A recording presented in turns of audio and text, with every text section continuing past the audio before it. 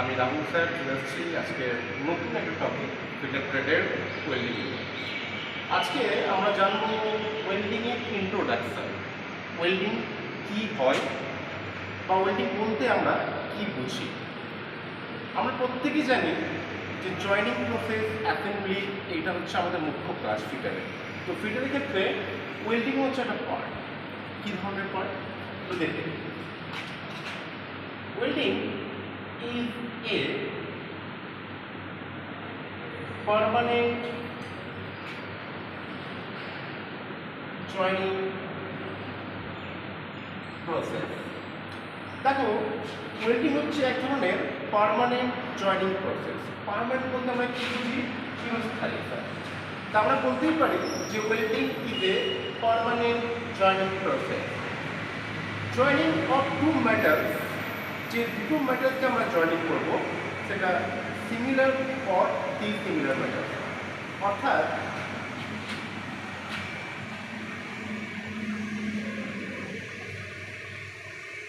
Joining of two metals which are similar or dissimilar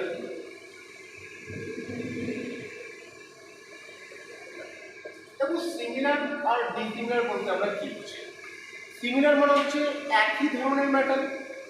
I mean that, ধরো NS এর সাথে তুমি NS কে যুক্ত করতে চাইছো, জয়েন করতে চাইছো, তাহলে কি হবে? সেটাকে বলবো আমরা সিমিলার। আর ডিসিমিলার বলতে আমরা কি বুঝি?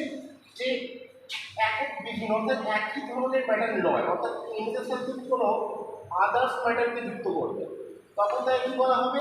তখন তাকে বলা হবে কিন্তু ডিসিমিলার মেটাল। তাহলে আমরা কি বুঝছি? Sir, welding is a permanent joining process, চিরস্থায়ী জয়েনিং ব্যবস্থা।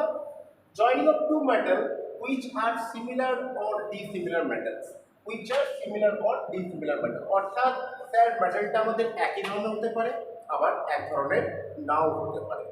তাদেরকে জয়েনিং করার অর্থই হচ্ছে ওয়েল্ডিং করা।